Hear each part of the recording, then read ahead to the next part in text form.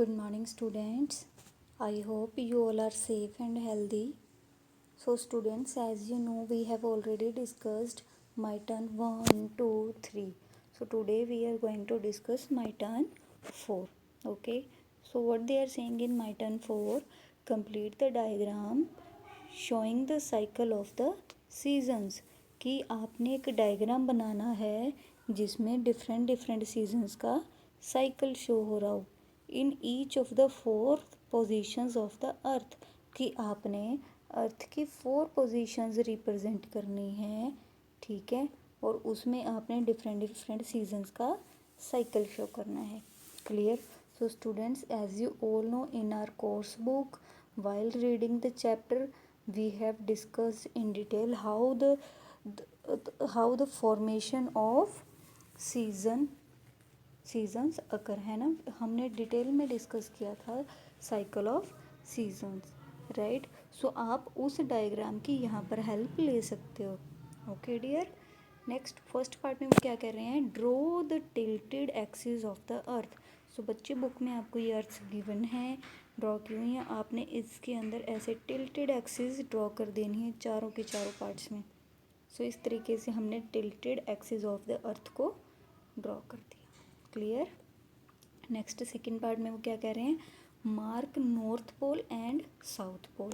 अब आपने क्या करना है, नॉर्थ पोल साउथ पोल. हमें पता है ना, नॉर्थ ईस्ट पॉइंट और साउथ ईस्ट पॉइंट को क्या कहा जाता है, नॉर्थ पोल और साउथ पोल कहा जाता है. तो एक्सिस के ऊपर बिल्कुल जो नॉर्थ पोल है, नॉर्थ ईस्ट पॉइंट है, और जो साउथ ईस्ट पॉइंट है उसको हम नॉर्थ पोल और साउथ पोल लिख देंगे. क्लियर? नेक्स्ट है हमारे पास mark northern hemisphere and southern hemisphere. ये भी बच्चे आपको बिल्कुल क्लियर है, as you know very well, कि ये हमारा इक्वेटर है. इक्वेटर के ऊपर वाला हिस्सा नॉर्दर्न हेमिस्फीयर, नीचे वाला हिस्सा southern hemisphere. Similarly northern hemisphere, southern hemisphere. ये इक्वेटर है, नॉर्दर्न हेमिस्फीयर आ गया, ये साउदर्न हेमिस्फीयर आ गया. इक्वेटर है, northern hemisphere, southern hemisphere. Clear? Next हम देखते हैं बच्चे, right the name of the month under each position. कि आपने हर एक सिचुएशन के अंदर मंथ का नेम रिप्रेजेंट करना है. तो बच्चे हमने पढ़ा था बहुत डिटेल में कि जब अर्थ की ऐसी पोजीशन होगी कौन सा मंथ होगा, मार्च. फिर जब यहाँ पर आ जाएगी अर्थ तो कौन सा मंथ हो जाएगा, जून. देन अर्थ की यहाँ पर हो जाएगा सितंबर. जब यहाँ अर्थ की ये सिचुएशन होगी, अर्थ सन के बिल्कुल वेस्ट में आ जाएगा, तब क्या होगा, दिसंबर. सो बच्चे ये हमने डिटेल में पढ़ी थी सारी बातें, कि जब ईस्ट में होगा, जब सन के वेस्ट में होगी अर्थ तब जून होगा. जब इसके साउथ में होगा तो सितंबर होगा. जब इसके ईस्ट में होगी तो दिसंबर होगा. और जब नॉर्थ में होगी अर्थ सन के तो मार्च होगा. क्लियर? नेक्स्ट देखते हैं हम, right the name of the seasons in front of northern hemisphere and southern hemisphere. तो बच्चे यहाँ पर ये आपसे क्या पूछ रहे हैं कि आपने ये बताना है कि हर एक मंथ में नॉर्दर्न हेमिस्फीयर में कौन सा सीज़न होगा और साउदर्न हेमिस्फीयर में कौन सा सीज़न होगा. तो बच्चे ये चीज़ भी हमने डिटेल में पढ़ी थी कि नॉर्दर्न हेमिस्फीयर में क्या होगी, सन की रेज डायरेक्टली पड़ेंगी और गर्मी होगी. और जो सन की रेज हैं साउदर्न हेमिस्फीयर में टिल्टेड पड़ रही हैं या फिर बहुत कम पड़ रही हैं, उसकी वजह से वहाँ पर ठंड होगी, वहाँ पर विंटर्स होगी. इसके बिल्कुल अपोजिट चीज़ कहाँ पर हो जाएगी, दिसंबर में. वहाँ पर उल्टा हो जाएगा कि जो साउदर्न घूम के अर्थ की घूमने की वजह से साउदर्न हेमिस्फीयर पर सन की रेज डायरेक्टली पड़ने लग जाएंगी, नॉर्दर्न हेमिस्फीयर पर कम पड़ेंगी, टिल्टेड सन रेज पड़ेंगी, जिसकी वजह से क्या हो जाएगा बच्चे, नॉर्दर्न हेमिस्फीयर में विंटर्स आ जाएंगी और साउदर्न हेमिस्फीयर में समर्स आ जाएंगे. सो सिमिलरली आप कह सकते हो कि जो मार्च मंथ होगा उसमें नॉर्दर्न हेमिस्फीयर में स्प्रिंग होगा, साउदर्न में ऑटम होगा. और इसके बिल्कुल रिवर्स कहाँ पर हो जाएगा, मार्च मंथ में, सितंबर मंथ में. सितंबर मंथ में क्या होगा, नॉर्दर्न हेमिस्फीयर में ऑटम होगा और साउदर्न हेमिस्फीयर में स्प्रिंग का मौसम आ जाएगा. क्लियर? नेक्स्ट देखते हैं बच्चे हम, माई टर्न 5 में फर्स्ट क्वेश्चन में वो क्या कह रहे हैं बच्चे, वो आपसे कि री right the sentences after correcting them. वो क्वेश्चन में आपसे कह रहे हैं कि ये आपको सेंटेंसेस गिवन है, इनमें कोई ना कोई मिस्टेक है और आपने इन सेंटेंसेस को करेक्ट करना है, रीड करना और ये बताना है कि इसमें क्या मिस्टेक है।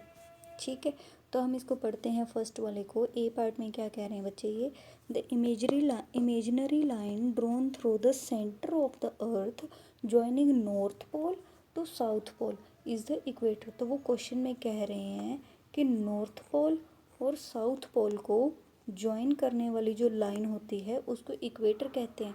तो बच्चे आपको याद होगा कि नॉर्थ पोल और साउथ पोल को ज्वाइन करने वाली लाइन एक्सिस होती है। ठीक है, इक्वेटर तो ऐसे होता है, तो ये तो ऐसे है, तो ये हमारी क्या है, एक्सिस है। तो आप क्या लिखोगे, the imaginary line drawn through the centre of the earth joining the north pole to south pole is an axis. Clear. Next part देखते हैं। The orbit of the earth is circular in shape. वो कह रहे हैं कि जो अर्थ है वो सन के चारों ओर जब घूमती है तो वो एक सर्कुलर शेप में घूमती है। ठीक है, हालांकि बच्चे हमने क्या पढ़ा था कि ये सन है, इसके चारों ओर जो अर्थ है वो एक ओवल शेप में घूमती है। तो आप यहाँ पर क्या लिखोगे बच्चे कि सर्कुलर शेप नहीं, ओवल शेप है। क्लियर। नेक्स्ट देखते हैं, नेक्स्ट में क्या पूछ रहे हैं, the axis of the earth is straight.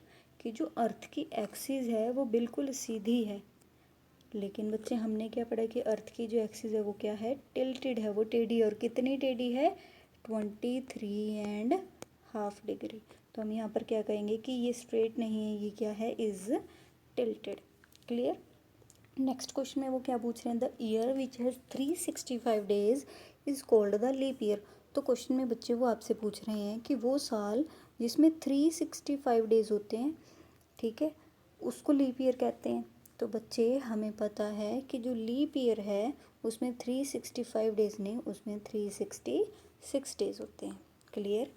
Next question आता है बच्चे हमारे पास, what causes day and night explain. तो बच्चे आपने क्वेश्चन के अंदर बताना है कि डे एंड नाइट की फॉर्मेशन कैसे होती है।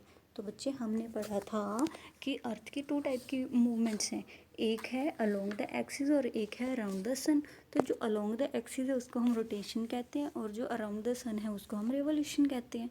तो जो रोटेशन है उसकी वजह से डे एंड नाइट की फॉर्मेशन होती है और जो रिवोल्यूशन है उसकी वजह से सीजन्स की फॉर्मेशन होती है। क्लियर। तो बच्चे यहाँ पर क्वेश्चन में पूछ रहे हैं हमसे कि what causes day and night. तो बच्चे हमें पता है कि कॉन्टिन्यूस रोटेशन ऑफ द अर्थ, की जो अर्थ रोटेट करती है उसी की वजह से क्या होता है, डे एंड नाइट बनते हैं। ठीक है। और इसकी जब अर्थ घूम रही है उसी की वजह से क्या होता है कि हर पार्ट में घूमने की वजह से अभी नॉर्थ में डे है तो थोड़े टाइम बाद अर्थ के घूमने की वजह से उसमें क्या हो जाएगी, रात हो जाएगी। तो इस तरीके से है। तो तो आगे क्या लिखा हुआ है हमारे पास, एज दी अर्थ रोटेट्स, जैसे जैसे अर्थ घूमती है darker side of the earth slowly moves towards the sun and experiences day. तो उन्होंने कहा कि जैसे जैसे अर्थ जो है हमारी रोटेट करती है, घूमती है, उस वैसे वैसे उसका जो डार्क साइड है वो क्या करती है, सन की तरफ घूम के पहुंच जाती। और जब सन की तरफ घूम के पहुंचेगी बच्चे तो उसमें क्या हो जाएगा, दिन हो जाएगा। ठीक है। तो हम कह सकते हैं कि जो डे और नाइट की फॉर्मेशन है वो किसकी वजह से होती है, कॉन्टिन्यूस रोटेशन की वजह से होती है। उसके बाद थर्ड क्वेश्चन तो बहुत ईजी है। इसमें क्या पूछा गया बच्चे आपसे, write 2 differences and 1 similarity between rotation and revolution. So बच्चे ये चीज़ आपको बहुत अच्छे से पता है कि जब अर्थ की मूवमेंट ऑन इट्स एक्सिस होती है उसको हम रोटेशन कहते हैं और जब अराउंड दी सन होती है तो उसको हम रिवॉल्यूशन कहते हैं। सेकेंड डिफरेंस क्या बन सकता है कि जो अर्थ है वो कितने टाइम में कंप्लीट करती है अपने राउंड को, 24 आवर्स में। और जो रिवॉल्यूशन है उसके टाइम पे रिवॉल्यूशन कितने टाइम में कंप्लीट करती है, 365 में। ठीक है बच्चे। इसमें अच्छा आप एक और पॉइंट भी ऐड कर सकते हो, formation of day and night and formation of seasons, वो पॉइंट भी आप लिख सकते हो। ठीक है। नेक्स्ट हमारे पास उन्होंने क्वेश्चन में पूछा है कि सिमिलरिटी बताओ एक। तो सिमिलरिटी क्या होती है कि दोनों, चाहे रोटेशन है चाहे रिवॉल्यूशन है, दोनों के दोनों क्या है, अर्थ की मूवमेंट्स हैं। ठीक है, वो भी अर्थ की मूवमेंट है और वो भी अर्थ की मूवमेंट है। ठीक है, तो दोनों की दोनों में ये सिमिलर बात है कि दोनों ही अर्थ की मूवमेंट्स हैं। Clear. So students, I hope आपको ये आज की क्लास समझ में आई होगी। सो आपने लेट्स ट्राई 4 और 5 को आज कंप्लीट करना है। Have a nice day.